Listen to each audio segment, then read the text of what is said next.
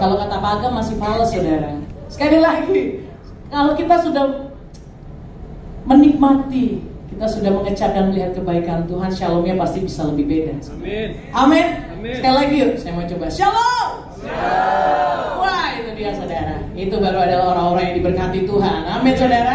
Amin. Haleluya. Shalom saudara. Saya bersyukur sekali saya ada tempat ini hari ini. Dan saya tahu bahwa ini adalah satu kesempatan di mana saya bisa berbicara di depan Bapak Ibu Saudara.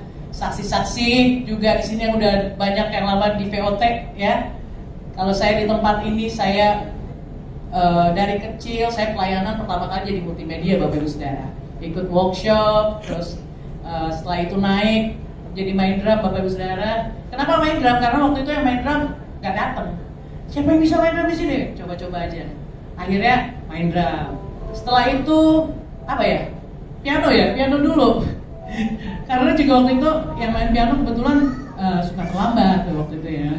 Bukannya gini kok, bukan. Ada yang udah nggak tahu di mana ya. Setelah itu saya dipercayakan jadi worship leader. Di sini adalah tempat training ground saya, saudara. Jadi kalau hari ini saudara bisa lihat saya berdiri di sini dan membawakan firman Tuhan buat Bapak Ibu Saudara, itu adalah satu perkenanan dan satu kesempatan yang luar biasa buat saya Bapak Ibu Saudara. Saya berterima kasih kepada Pak Gem David juga Bu Gem Glory yang ada di tempat ini untuk kesempatan ini mempercayakan saya membawakan firman Tuhan. Haleluya. Boleh kasih tepuk tangan buat Tuhan saudara. Nama saya Velia saudara. Saya punya satu orang suami ada di tempat ini, Philip, dan saya punya 3 anak. Yang pertama Asher, Jethro, dan Ariana. Nah itu pendahuluannya saudara. Dan tak kenal maka tak sayang ya. Dan saya bersyukur sekali hari ini keluarga saya lengkap di tempat ini. Ada suami, ada anak-anak, kedua adik saya juga ada, adik ipar saya juga lengkap, keponakan saya juga lengkap. Salah satunya tadi saudara yang diserahkan kepada Tuhan. Dan saudara, hari ini saya bersyukur sekali bahwa tadi saya pas dengar VOP saudara, itu meneguhkan dan kayaknya mengkonfirmasi apa yang harus saya katakan hari ini. Dan hari ini saya ingin menyampaikan tentang apa yang namanya The Spirit of Excellence. Saudara, ketika mendengar hal ini, tadi Pak Gem David pas doain juga kayaknya menyinggung satu tokoh yang ada di Alkitab yang mempunyai atau memiliki roh ini. Siapa Bapak Ibu Saudara? Ada yang tahu? Kurang keras itu ada yang tahu tapi kurang keras saudara. Siapa saudara? Daniel. Itu dia. Daniel. Saudara, kita bisa buka di Daniel 6 ayat 3. Dikatakan bahwa maka Daniel ini melebihi para pejabat tinggi dan para wakil raja itu, karena ia mempunyai apa saudara? Roh yang luar biasa. Dan raja bermaksud untuk menempatkannya atas seluruh kerajaannya. Saudara, pada saat itu saudara, konteksnya itu Daniel tuh lagi ada di kerajaan Babel, di mana dia adalah seorang minoritas. Dia seorang minoritas dan dia tidak ada di kalangan bangsanya sendiri. Tetapi oleh raja, raja bermaksud untuk menempatkannya atas seluruh kerajaannya, saudara. Karena ada roh yang luar biasa, dikatakan begitu ya, saudara. Nah pertanyaannya, bagaimana raja tahu kalau Daniel itu punya roh yang luar biasa? Karena roh bukanlah sesuatu yang kita bisa lihat dengan mata, saudara. Roh bukan sesuatu yang bisa dilihat. Bapak Ibu Saudara tahu ya, kalau Roh Kudus kita nggak bisa lihat kan? Ya kan? Kalau roh halus nggak bisa lihat. Saudara bisa lihat roh halus? Mungkin ada beberapa orang yang bisa lihat, tapi normalnya kita nggak bisa melihat roh. Roh itu di kasat mata. So dari mana raja tahu dan bagaimana bisa raja mengambil kesimpulan bahwa Daniel itu punya roh yang luar biasa?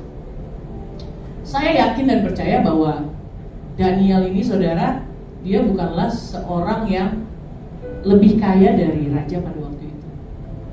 Atau mungkin juga dia tidak lebih kaya dari wakil-wakil raja pada waktu itu. Gimana raja bisa melihat dan menyimpulkan bahwa Daniel punya roh yang luar biasa? Gini aja saudara, kira-kira nih kalau Daniel sikapnya tidak menyenangkan, dia malas, dia tidak sopan, dia nggak ada inisiatif. Kalau kerja harus disuruh dan abis itu kerjanya males-malesan gitu, lambat. Kira-kira raja bisa ngelihat gak roh excellent ini ada dalam dia? Saya rasa tidak, saudara. Karena next slide. Karena excellent itu bukan berbicara material, tapi excellent itu berbicara tentang sikap atau attitude. Excellent itu berbicara tentang gaya hidup atau lifestyle. Next, di dalam Kamus Bahasa Indonesia, Bapak Ibu Saudara, excellent dapat diterjemahkan menjadi luar biasa, unggul, di atas rata-rata.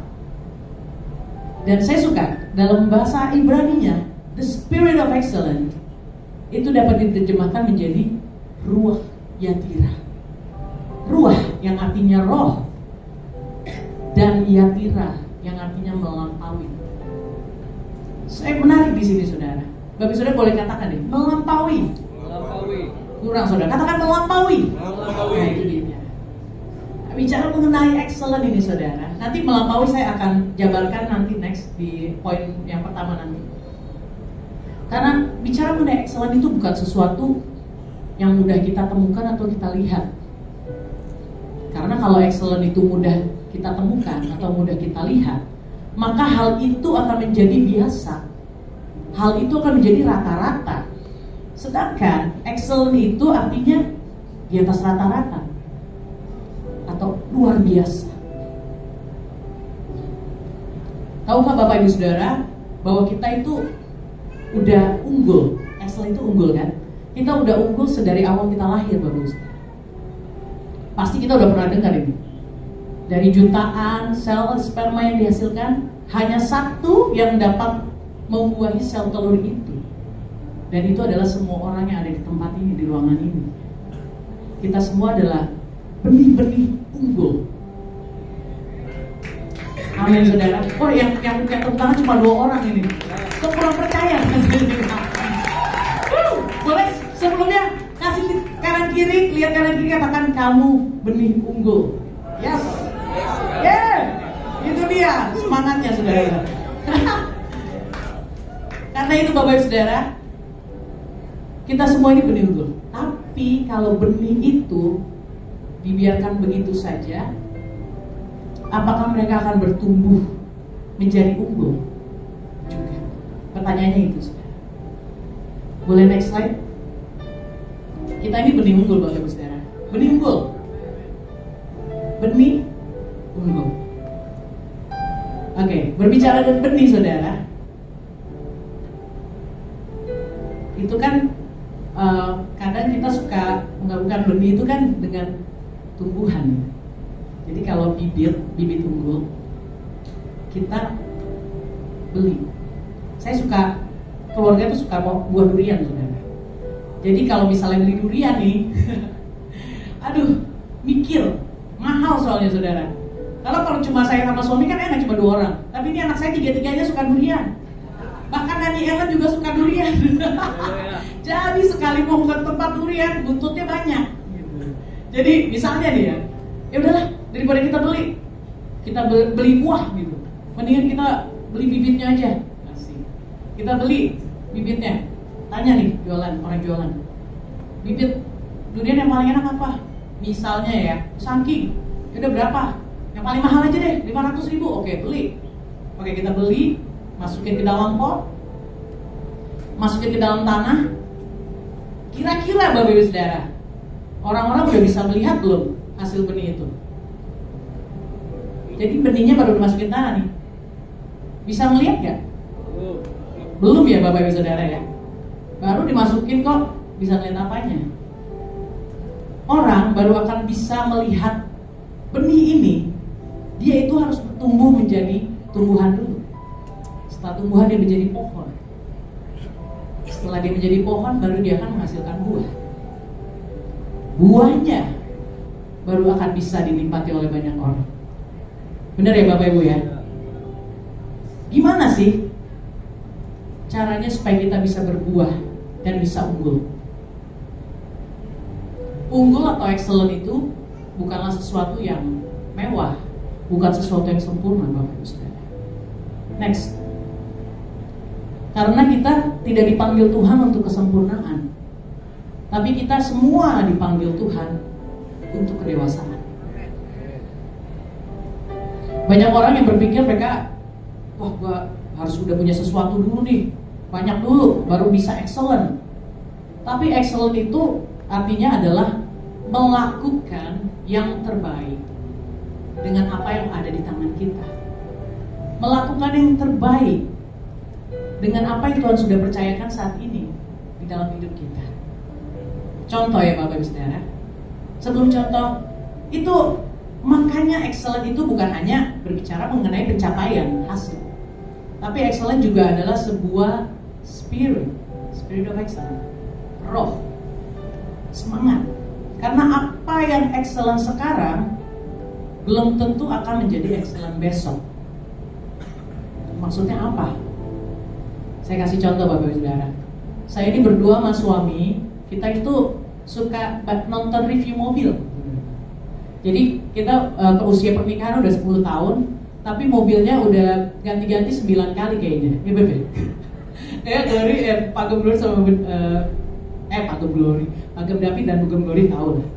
Karena kita tuh suka mencoba-coba fitur-fitur yang baru, fitur-fitur yang berbeda di mobil-mobil yang berbeda.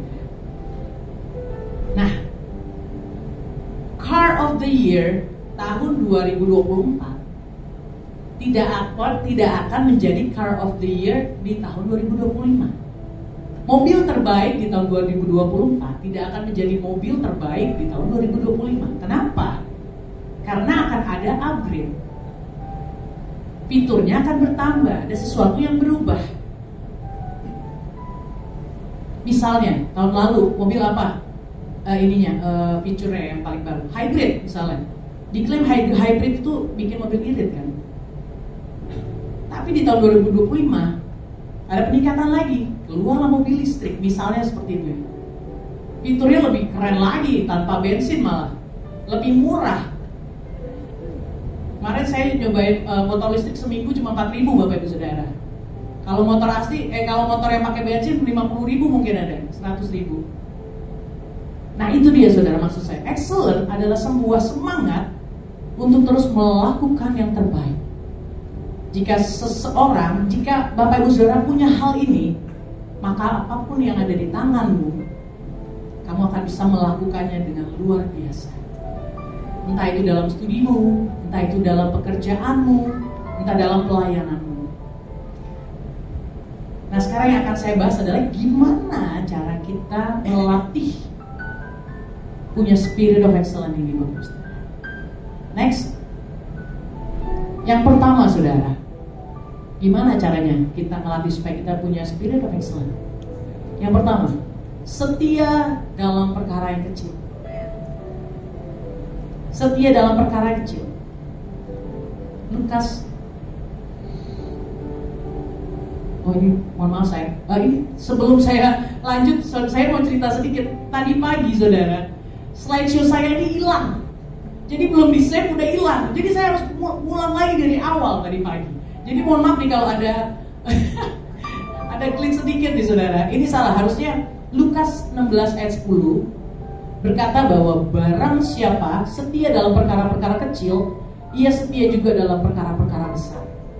Dan barang siapa yang tidak benar dalam perkara-perkara kecil, ia tidak benar juga dalam perkara-perkara yang besar.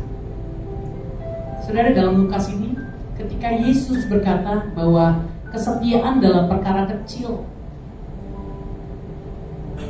akan membawa kita kepada perkara besar, dia itu sedang mengajarkan kita prinsip tentang bagaimana kerajaan Allah itu bekerja. Kalau prinsip dunia, saudara, kita harus kalau bisa langsung aja kita perkara-perkara besar harus cepat, harus instan. No, itu bukan prinsip kerajaan Allah yang Yesus sedang ajarkan. Kenapa sih harus dari perkara kecil Bapak Ibu Saudara? Pasti semua di ruangan ini kita punya cita-cita, kita punya mimpi, kita punya tujuan dalam hidup kita. Benar ya Bapak Ibu Saudara ya? Misalnya Kita punya bisnis, pengen bisnisnya besar, pengen bisnisnya mungkin viral, atau kita yang punya mimpi menjadi atlet, kita mau menjadi atlet yang go international, yang mewakili Indonesia, atau menjadi penyanyi yang dikenal banyak orang. Itu semua baik Bapak Ibu Saudara, gak salah, gak ada yang melarang kita punya mimpi. Tapi Tuhan itu lebih tertarik dengan proses daripada hasilnya. Tuhan ingin membentuk saudara dan saya melalui perkara-perkara yang kecil itu, sebelum mempercayakan Bapak Ibu Saudara dengan sesuatu yang besar. Saat kita masih berupa benih yang tadi saudara, tidak ada yang melihat pertumbuhannya. Kalau benih itu tidak dirawat, benih itu tidak disiram air, benih itu tidak disiani, diberi sinar matahari, benih itu tidak akan tumbuh menjadi pohon yang kuat. Pohon yang kuat dan yang berbuah manis adalah hasil dari proses perawatan yang konsisten. Katakan konsisten. Sejak benih itu masih kecil. Jadi sama seperti kehidupan rohani kita Bapak Ibu Saudara. Kalau kita ingin melihat perubahan besar, kita harus setia dulu dengan perkara-perkara kecil, dengan langkah-langkah yang kecil itu. Karena Tuhan ingin membangun fondasi iman yang kuat, bukan hanya memberikan hasil yang instan. Karena hasil yang instan itu mudah rapuh saudara. Contohnya kalau kita bangun rumah, kita harus membangun apanya dulu saudara? Fondasinya dulu. Kalau fondasinya lemah, maka atas-atasnya itu rawan roboh. Iya kan saudara? Jadi fondasinya itu harus kuat. Jadi Tuhan itu lebih mementingkan bukan hasil atau destinasi, tapi proses. Karena mengikut Tuhan itu adalah sebuah perjalanan atau sebuah journey. Dan itu bukanlah sesuatu yang diperoleh dalam sekejap. Dan kesetiaan dalam perkara kecil membentuk kita agar kita siap, menerima tanggung jawab yang lebih besar. Coba kita lihat contoh-contoh Alkitab ya saudara. Daud, dia harus setia dulu menjaga domba-domba sebelum dia menjadi raja. Benar ya saudara? Dia menjaga domba-domba sedangkan kakaknya pergi berperang. Dia setia dari hal yang kecil dulu. Dia harus bertarung melawan singa dulu, lawan beruang dulu, baru dia bertarung menghadapi Goliat. Dia mengalami proses, mengalami perkara-perkara kecil dulu saudara. Yusuf, dia harus melewati proses menjadi budak dan dipenjara. Sama kakak-kakaknya dia dibuang. Ya Bapak Ibu Saudara, gak ada yang suka sama Yusuf ini.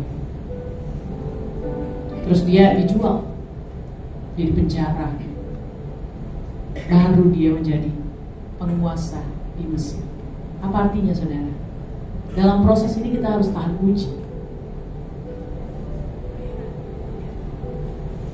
Musa harus mengembalakan bangsa Israel. Dia membawa bangsa Israel di padang gurun selama berapa tahun saudara? Wah gak ada yang tahu masa sih. Gimana Pak David? Berapa tahun saudara keliling-keliling di padang gurun? 40 tahun saudara. 40 tahun saudara. Sebelum bangsa Israel masuk ke tanah perjanjian. Dalam proses kita harus sabar menunggu janji Tuhan. Katakan amin. Dan setiap kita harus memulai dari yang kecil Bapak Saudara. Kita melewati proses yang sedemikian rupa untuk melatih kita dan membuat pribadi setiap kita menjadi pribadi yang siap. Dan itulah yang membawa kita pada perkara-perkara yang besar itu. Haleluya. Tapi saudara, tantangan kita ini bukan semakin mudah, tapi semakin sulit. Di tahun 2025 ini, di mana semua sekarang serba maunya satset gitu. Maunya cepat gitu. Maunya instan. Boleh next? Next lagi. Oh, sebelumnya. Sorry. Ini yang saya namakan, ini tadi udah saudara, cuma ini kayaknya tadi saya belum masukin saudara. Dimana kita maunya satset ya dari kita, saya bilangnya gitu. Nah ini adalah yang namanya bahaya mentalitas instan. Saya namakan begitu saudara. Kita hidup di zaman yang serba instan Bapak Ibu.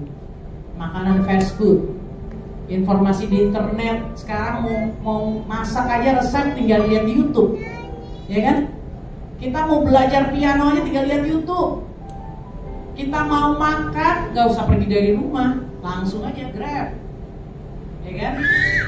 Maunya semuanya yang instan, kayak makanan instan. Tapi semua yang instan itu Bapak Ibu Saudara, itu tidak sehat. Mentalitas instan dalam kehidupan rohani buat saudara dan saya itu kita berbahaya sekali saudara. Sangat berbahaya. Yesus, dia tidak memilih jalan yang instan saudara. Dia itu 100% Allah, 100% manusia. Benar ya saudara ya? Jadi bisa nggak kira-kira kalau yang nonton film Avengers nih, Yesus kan Allah ya. Kalau Thanos saja plak hilang semua 50% di tata surya ini. Kalau Tuhan Yesus begini sekali, iblis saya langsung KO saudara. Bisa nggak kira-kira dia melakukan itu? Bisa. Tapi apa yang terjadi? Dia tidak memilih jalan itu. Dia memilih untuk melalui proses. Dia menghabiskan 30 tahun hidupnya dalam kesederhanaan sebelum dia memulai pelayanannya. Dan selanjutnya Bapak sudah tahu dia sampai di kayu salib, dia mati buat saudara dan saya. Jadi apa yang mau saya katakan saudara? Jika Yesus memilih harus melalui proses itu, bagaimana dengan saudara dan saya? Kita mau yang instan, mau yang cepat, atau kita mau melalui proses itu? Kita boleh berpikir besar saudara, kita boleh mimpi besar, tapi kita harus memulainya dari perkara-perkara yang kecil. Karena ketika kita percaya bahwa Tuhan sudah menyiapkan sesuatu yang besar, kita harus mulai dari langkah kecil, yang mana itu adalah kesetiaan. Kita harus setia dalam doa, kita harus setia dalam melayani dia dari kecil-kecil. Dari layanan yang kecil mungkin yang gak dilihat orang saudara. Mungkin Pak Gem David minta tolong untuk kamu minggu depan jadi usher ya. Tapi kan ada banyak orang, wah kayaknya Pak Gem, kayaknya saya gak di situ deh. Saya kan harusnya di atas panggung gini. Kan saya suaranya bagus. Misalnya seperti itu. Atau Pak Gem minta tolong, kamu pelayanan di rumah duka ya. Nanti besok, aduh ngapain sih? Kayaknya kapasitas aku tuh udah nggak sekecil itu. Aduh, itu bahaya saudara. Itu spirit yang berbahaya saudara. Saya mau kesaksian sedikit. Dulu pas masih SMA kayaknya ya. Ya SMA, waktu gereja kita ini masih ada di Crown Plaza. Kalau di Crown Plaza itu sehari sebelumnya itu pasti kita akan membawa sound systemnya. Boleh tanya Om Iron di sini. Om Iron dia adalah saksinya. Kadang saya suka ikut Bapak Ibu Saudara. Saya suka ikut di hari Sabtu malamnya, ngangkut barang, gulung-gulung kabel ya Om Iron ya. Drum, piano, semua sound system. Mungkin gak banyak orang yang lihat, mungkin orang mungkin gak tahu. Orang taunya hari Minggu udah ada aja semua di situ. Walaupun manusia gak melihat saudara, perkara-perkara kecil itu, tapi saya percaya yang saya yakini adalah Tuhan melihatnya. Kita gak perlu apresiasi dari manusia kok. Amin. Boleh tepuk tangan dulu saudara, kita doa buat Tuhan ya saudara. Kita gak perlu apresiasi dari manusia. Yang kita perlu itu apresiasinya dari Tuhan. Dia adalah Allah yang Alfa dan Omega Bapak Ibu Saudara. Dia tahu awal dan akhir. Dia adalah penulis kehidupan setiap kita.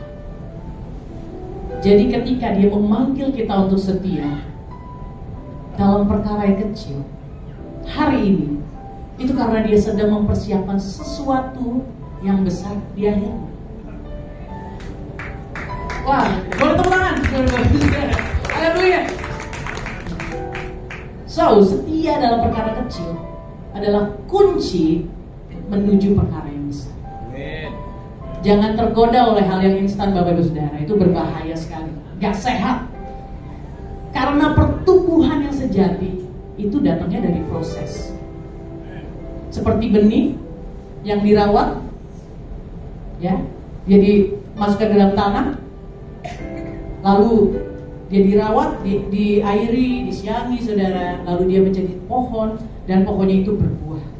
Sama, iman dan karakter kita juga harus dibangun dengan kesetiaan dalam hal-hal yang kecil sebelum kita dipercaya dengan perkara yang besar. Itu poin pertama, Bapak Ibu Saudara. Poin yang kedua, next, nah ini baru benar ya. Going the extra miles. Nah ini saya akan sedikit membahas yang tadi saya katakan, saudara. Ruah Yatira atau roh yang melampaui. Melampaui bisa diartikan juga melakukan lebih dari yang diharapkan atau yang diharuskan. Next, Matius 5 ayat 41. Dan siapapun yang memaksa engkau berjalan sejauh 1 mil, berjalanlah bersama dia sejauh 2 mil. Saya kalau lihat ayat ini saya teringat, ya seperti saya kemarin cerita kepada David. Tiba-tiba dikonfirmasi saya lagi bikin khotbahnya. Saya teringat akan cerita di mana Abraham lagi cari mantu buat Ishak. So, kisah ini tentang Abraham yang menyuruh hambanya Eliezer untuk mencarikan calon istri buat Ishak, Bapak Ibu Saudara. Ishak ini nggak mau calon istrinya siapa? Ishak itu dari negeri Kanaan, dia maunya negeri di tempat dia lahir, negeri Nahor namanya. Singkat cerita, Bapak Ibu Saudara, dalam perjalanan Eliezer ini mikir, gimana ya caranya ya tahu yang mana yang terbaik, perempuan mana yang terbaik jadi calon istri Ishak. Dan ketika dia hampir sampai, saudara, ketika dia sampai, dia ngomong gini sama Tuhan. Ini interpretasi saya ya. Tuhan pokoknya gini aja deh. Dia kan bingung ya, Bapak Ibu Saudara. Karena di situ kan banyak perempuan-perempuan, gak cuma 1-2 orang. Gini aja deh Tuhan, pokoknya nanti kalau misalnya aku nyampe situ, terus aku kan lagi haus nih, aku minta minum, terus dia kasih minum, terus nanti kalau misalnya dia nawarin diri untuk ngasih makan unta-unta aku, nah itu, pokoknya itu ya Tuhan ya, udah itu aja konfirmasinya ya. Nah, itu dari saya ya, itu ya kayak gitu ya. Oke, belum selesai dia ngomong, Bapak Ibu Saudara, tiba-tiba ada seorang perempuan yang cantik parasnya, kalau kita bilang Ribka, nyelonong dia di sebelahnya si Eliezer. Jalan, lagi bawa buyung, lagi bawa galon lah kalau sekarang nih, galon gitu kan. Dalamnya si air. Terus dia lihat gini, wah dikejar. Boleh nggak minta air gitu kan? Boleh minta air nggak? Oh iya boleh. Langsung dia taruh buyungnya, dia kasih, dia cendokin, dikasih air. Nah, terus tiba-tiba setelah minum, si Eliezer minum, Ribka nyeletuk, Bapak, ini unta-untanya saya kasih juga ya air ya. Wow, itu satu konfirmasi kan Bapak Ibu Saudara ya. Oke, terus abis itu dia menawarkan diri untuk memberi minum unta-untanya. Kenapa dibilang unta-untanya? Coba nanti kita baca, ini bisa ada ini enggak? Nah, oke. Di Kejadian 24 ayat 10. Kenapa unta-untanya?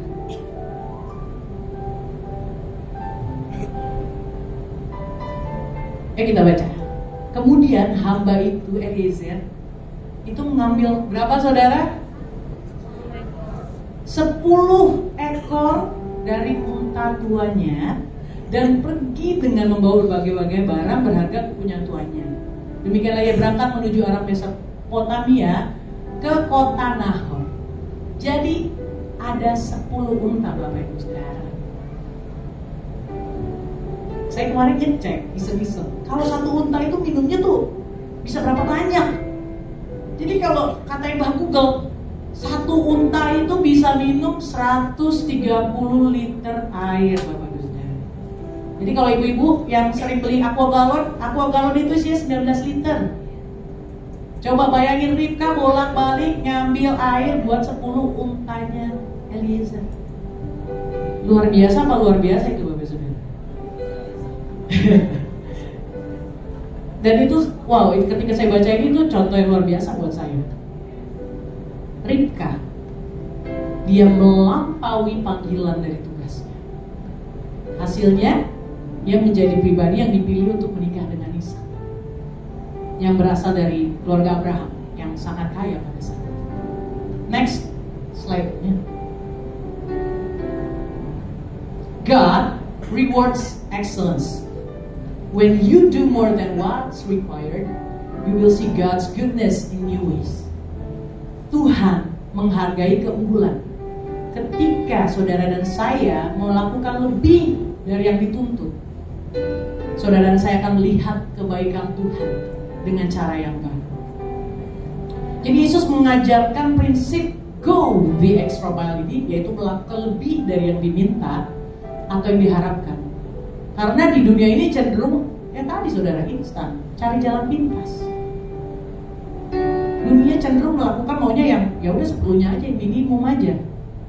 Namun kita sebagai anak-anak Tuhan, kita dipanggil untuk menunjukkan dan melakukan, melayani lebih, saudara, yang lebih besar daripada orang-orang di dunia ini.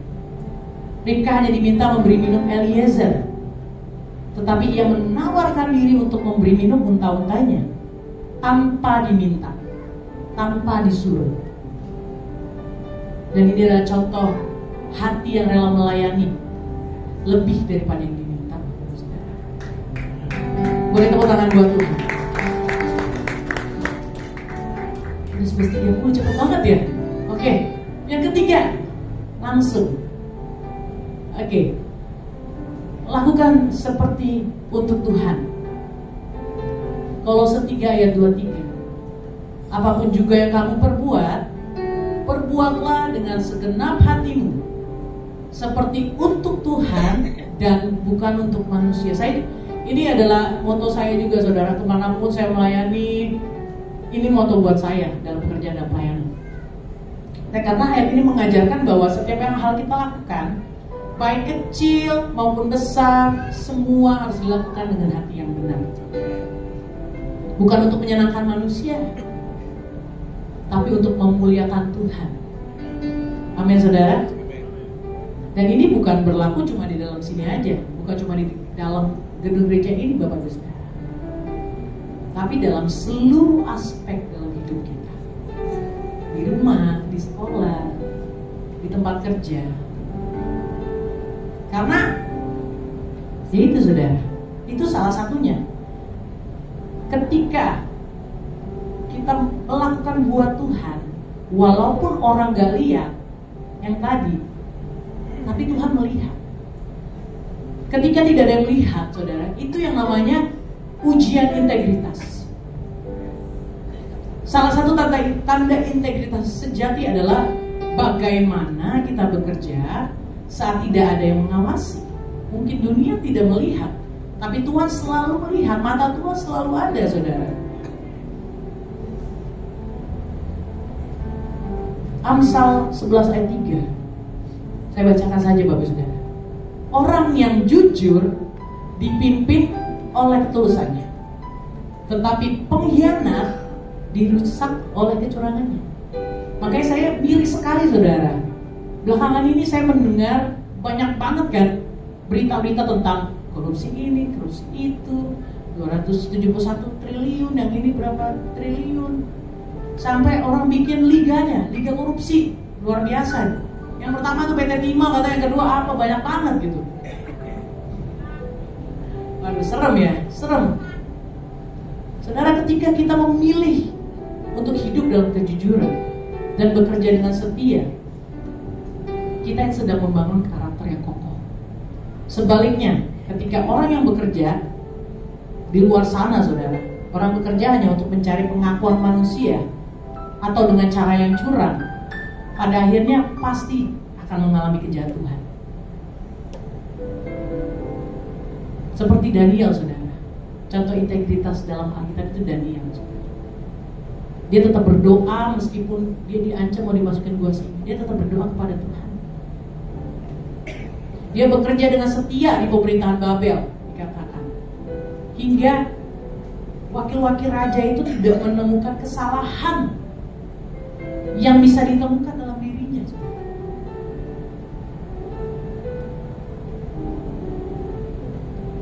Daniel tidak bekerja untuk menyenangkan manusia. Satu fokusnya, dia melakukan semuanya untuk menyenangkan hatinya Tuhan.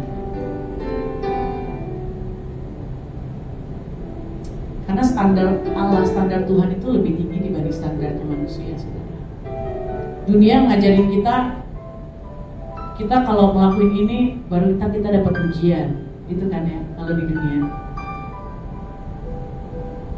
Kalau kayak gitu, saudara, kita mengikuti prinsip dunia, ya udah, kita hanya menerima upah dunia aja. Tapi kalau kita bekerja dengan integritas, kita bekerja dengan hati yang benar, kita bekerja seperti untuk Tuhan dan bukan untuk manusia, maka Tuhan sendiri akan memberikan upah yang besar buat saudara dan saya.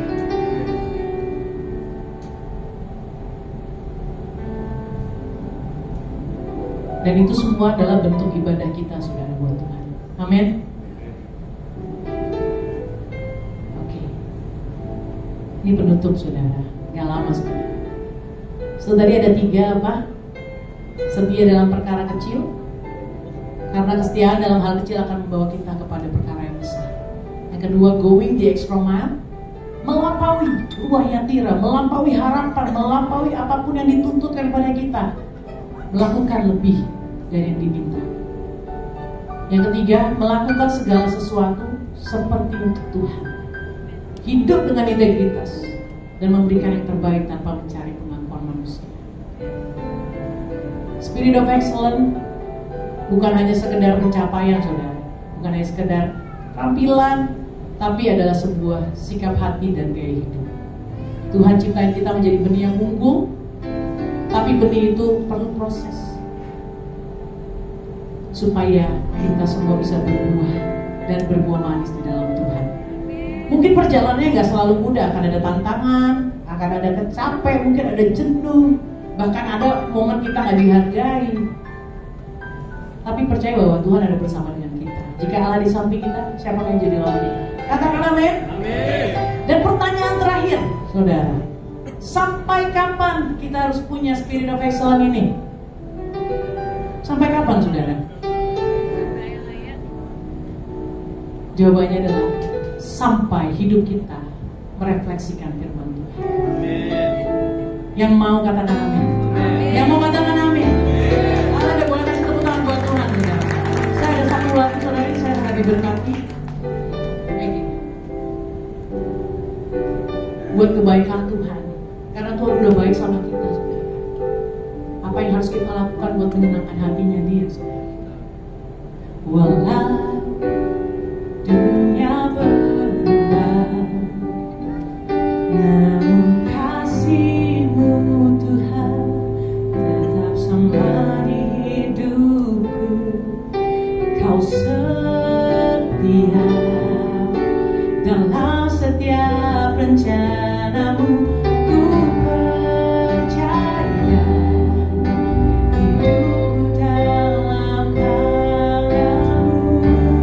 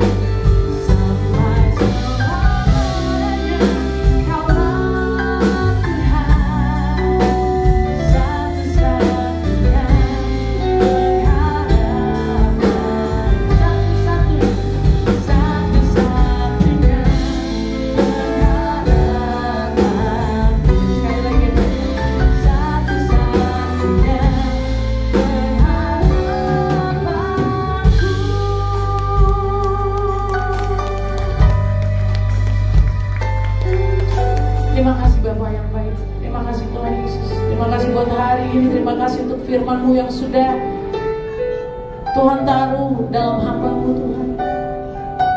Terima kasih.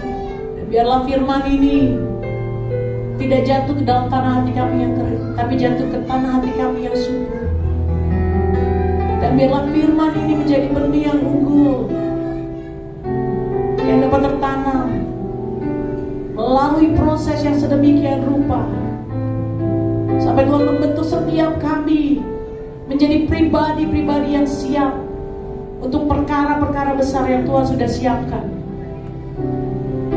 Biarlah setiap anak-anak-Mu di tempat ini menjadi pribadi yang berbuah lebat, yang berbuah unggul, yang dapat menjadi manfaat bagi banyak orang. Terima kasih Bapa yang baik.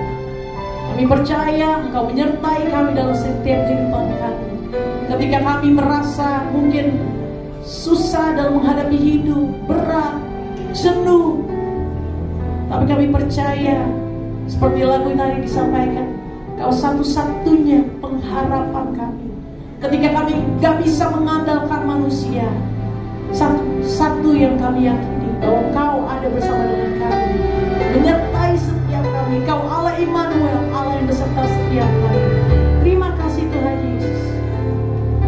Pakai setiap anakmu menjadi alat-Mu, bukan hanya yang biasa-biasa saja, tapi menjadi anak-anak Tuhan yang luar biasa, sehingga orang-orang di dunia ini melihat bahwa ada Kristus dalam hidup kami, bahwa orang-orang dunia melihat ada sebuah perbedaan yang signifikan dalam kehidupan setiap anak-anak yang mempunyai spirit of excellence ini. Terima kasih, hanya di dalam nama Tuhan Yesus. Mari sama-sama yang mau melakukan firman Tuhan kami